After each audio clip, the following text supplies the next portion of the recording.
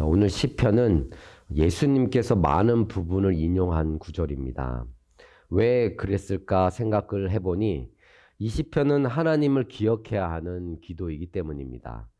그것이 하나님께서 구원하셨기 때문입니다. 예수님은 이 시편에서 무려 5구절 정도에서 십자가의 사건에 적용하셨습니다. 첫 번째가 첫 번째 절에 나의 하나님 어찌하여 나를 버리셨나이까. 그 다음에 7절에 보면은 나를 보는 자는 다 나를 비웃으며, 그리고 8절에 그가 여호와께 의탁하니 구원하실 걸. 그리고 15절하고 16절에 내 혀가 입천장에 붙었나이다. 그들이 내 손과 발을 찔렀나이다. 18절에 내 겉옷을 나누며 속옷을 제비뽑나이다. 이 시편은 크게 두 부분으로 나눕니다. 첫 번째는 1절에서 21절, 오늘 본문의 21절까지의 탄식과 간구가 나오고, 22절에서 31절은 구원 이후에 하나님을 찬양하는 구절로 나옵니다. 전체 흐름은 버림받은 것 같은 심정으로 하나님께 토로하고, 또 하나님의 도움을 바라보고 자신이 비참한 현실을 하나님께 나눕니다. 그 뒤 다시 하나님과의 관계를 바라보게 됩니다. 그리고 나서 구원 이후에 하나님을 찬양하며 하나님의 나라의 확장을 선포하고 있습니다. 본문을 이렇게 해석해 보면 절시 한번 보겠습니다. 1절에서 2절에 보면 1절에서 2절에 자신의 어려움에 대해 하나님께 도움을 구하였으나 응답하지 않으시는 하나님을 향해 부르짖고 있습니다. 내 하나님이여 어찌 나를 버리셨나이까. 이 표현은 버림을 받았다는 표현이 아닙니다. 이 하나님을 찾고 있는 간절함에 있습니다.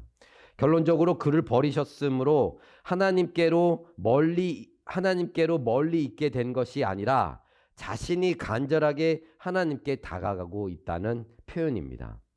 하나님께 더욱더 간절함으로 그 하나님의 구원을 바라보고 절실하게 그분께 자신의 어려움을 구하고 있습니다.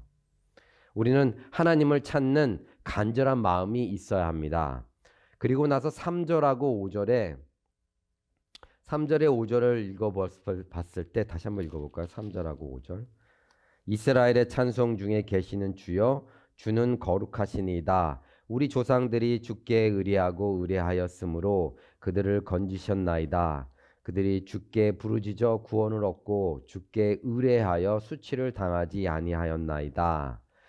다윗은 자신의 조상들이 하나님께 부르짖고 신뢰함으로 하나님께서 구원하시고 도와주었음을 기억하고 있습니다. 여기서 의뢰한다는 그 표현은 신뢰한다는 의미입니다. 신뢰한다. 다윗은 하나님께서 과거에 그렇게 하셨으니 이번에도 그렇게 해달라고 하나님께 간구하고 있습니다.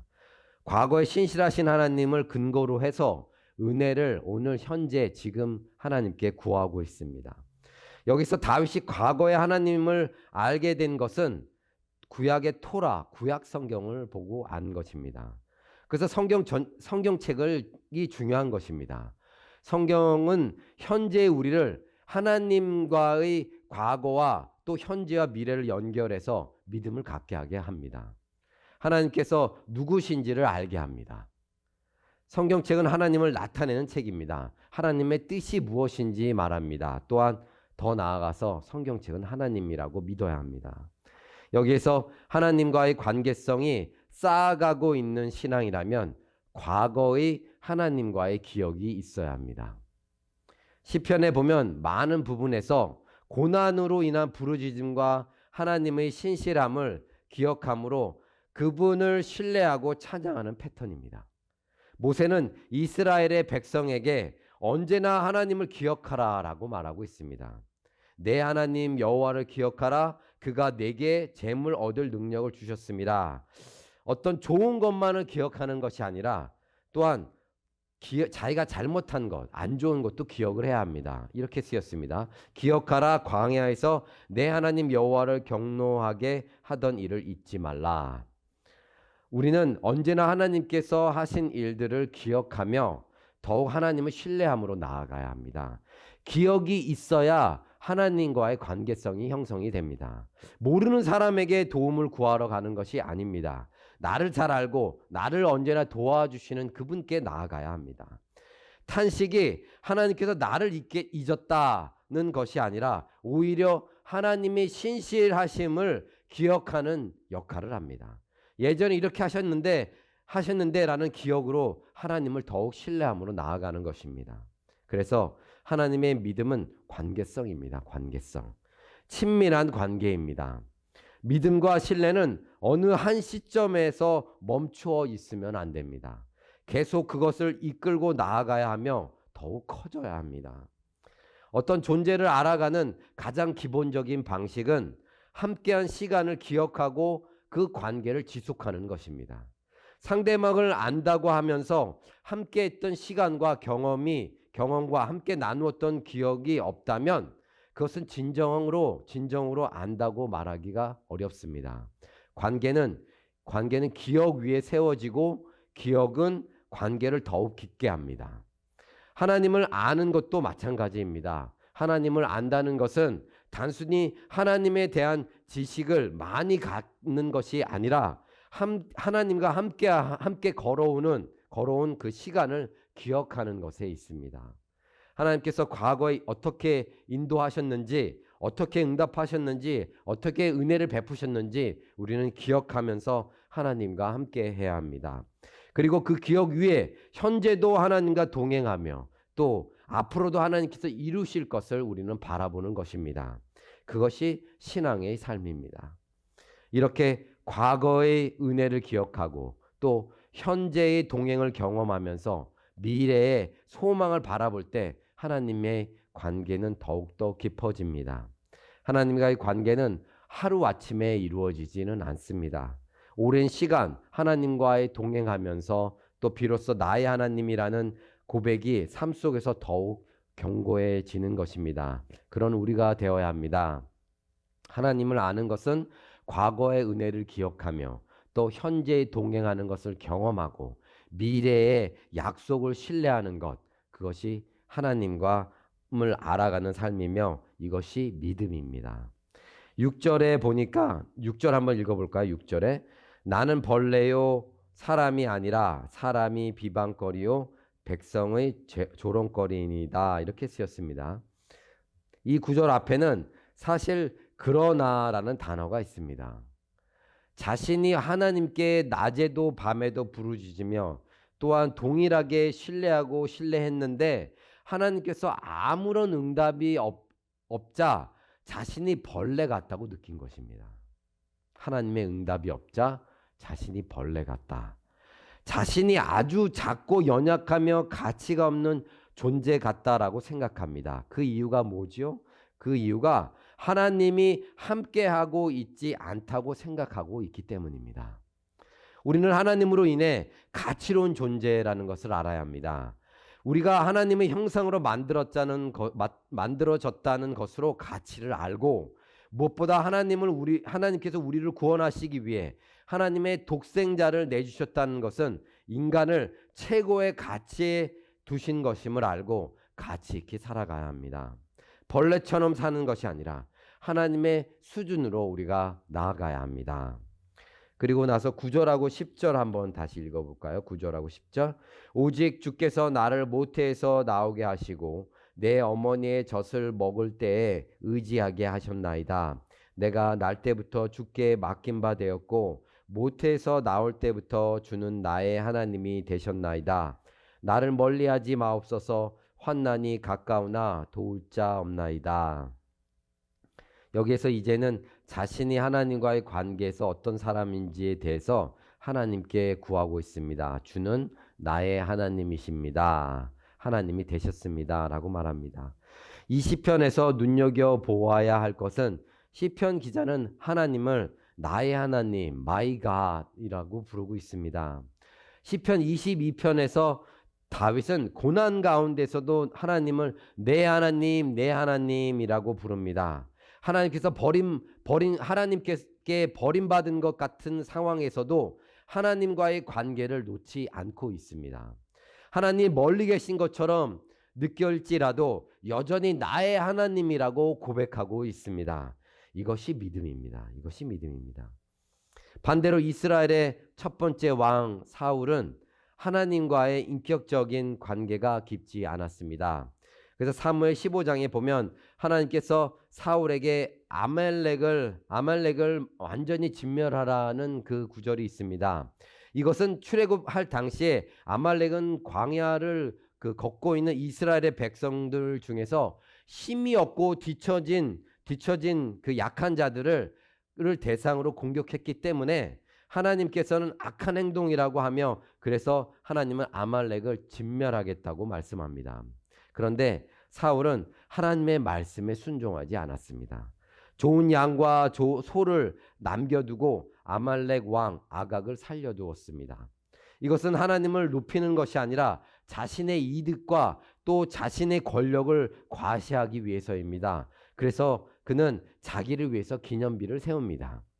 하나님께서는 사무엘을 통해서 사울을 책망하지만 그는 하나님께 회개하지 않고 자신의 체면을 먼저 세워달라고 합니다. 이렇게 말합니다. 사무엘상 15장 30절에 사울이 이르되 내가 범죄하였을지라도 이제 청하옵나니 내 백성의 장로들 앞과 이스라엘 앞에서 나를 높이사 나와 함께 돌아가서 내가 당신의 하나님 여호와께 경배하게 하소서.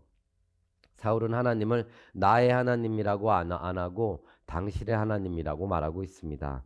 물론 사울이 항상 하나님을 이렇게 불렀던 것은 아닙니다.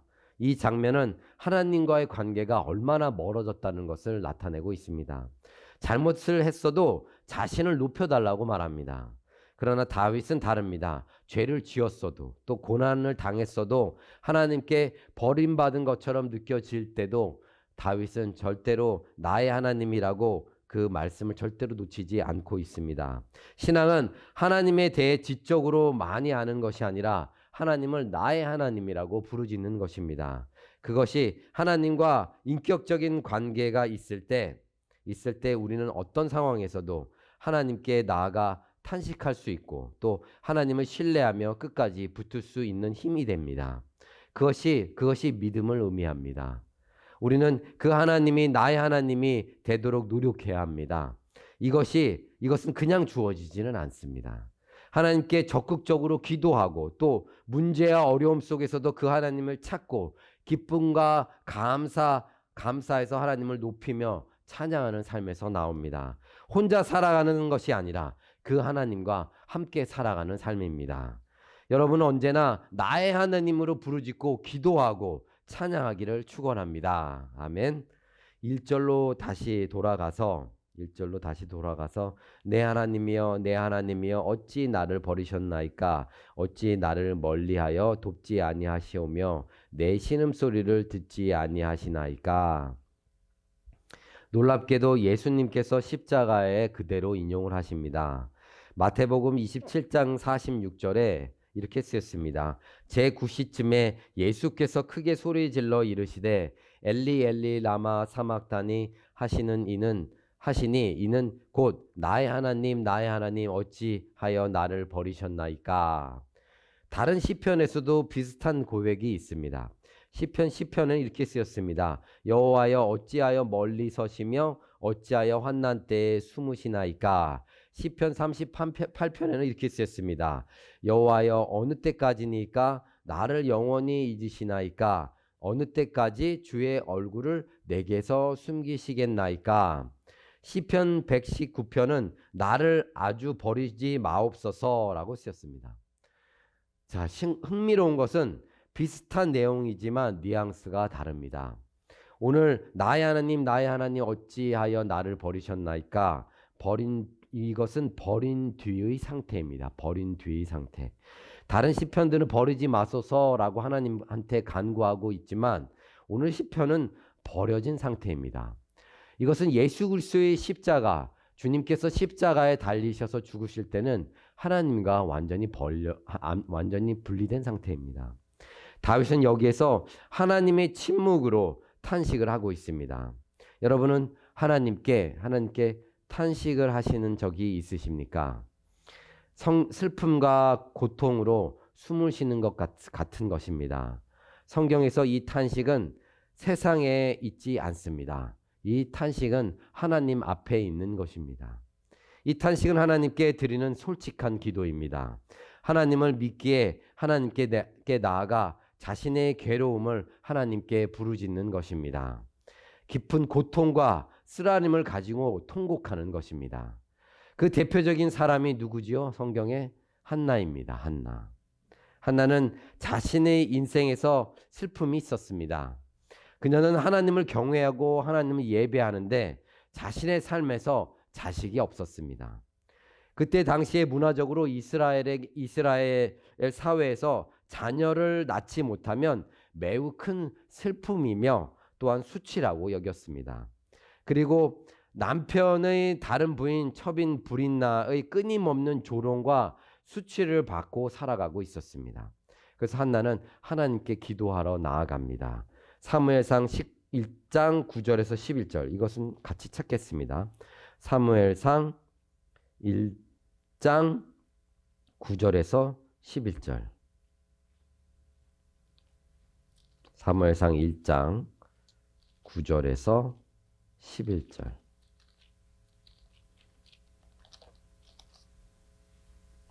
(1장 9절에서 11절) 이렇게 쓰였습니다. 그들이 실로에서 먹고 마신 후에 한나가 일어나니 그때 제사장 엘리는 여호와의 전 문설주 곁 의자에 앉아 있었더라. 한나가 마음이 괴로워서 여호와께 기도하고 통곡하며 서원하며 이르되, 만군의 여호와여, 만일 주의 여종의 고통을 돌보시고 나를 기억하사 주의 여종을 잊지 아니하시고 주의 여종에게 아들을 주시면 내가 그의 평생에 그를 여호와께 드리고 삭도를 그의 머리에 대지 아니하겠나이다. 자, 이 구절을 묵상하면서 흥미로운 내용을 생각이 났습니다. 한나는 그 자식이 없어서 깊은 슬픔과 괴로움의 가운데서 하나님께 나아가 기도를 합니다. 그런데 그녀의 기도의 내용을 보면 놀라운 사실이 있습니다. 그녀는 만일 아들을 주시면 그 아이를 평생 여호와께 드리겠습니다 라고 서원을 합니다. 한나가 원했던 것은 자식입니다. 그렇죠? 자식입니다. 그런데 한나는 하나님께서 아들을 주시면 드리겠다고 약속을 합니다.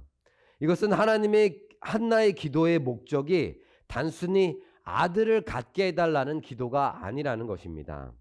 그녀가 가장 알고 얻고 싶었던 것은 하나님께서 자신의 기도를 들으시고 자신의 삶 속에서 살아계신 하나님으로 역사하신다는 그 사실을 확인하고 알고 싶었던 것입니다. 하나님이 살아계신지, 하나님께서 나를 구원하시는지를 알기를 원했던 것입니다. 한나는 오랫동안 자녀가 없는 슬픔과 고통에서 살아왔습니다.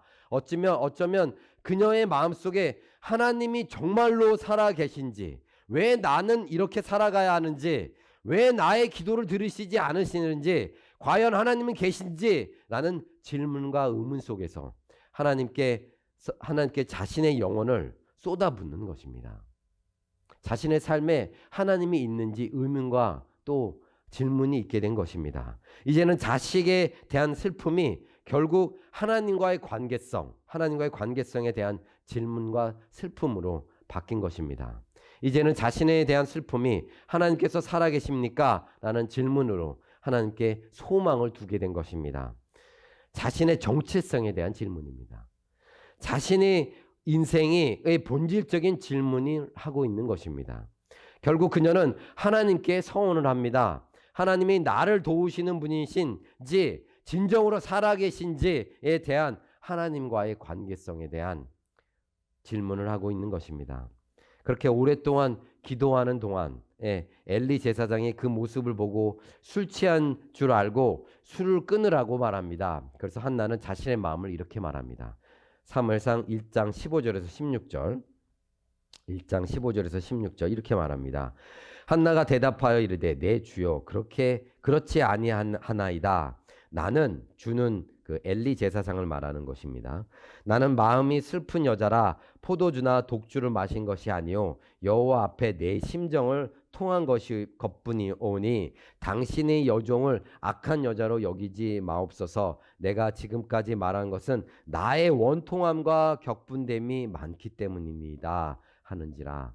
여기에서 심정을 통한 것은 마음을 붓다, 쏟아붓다라는 뜻입니다.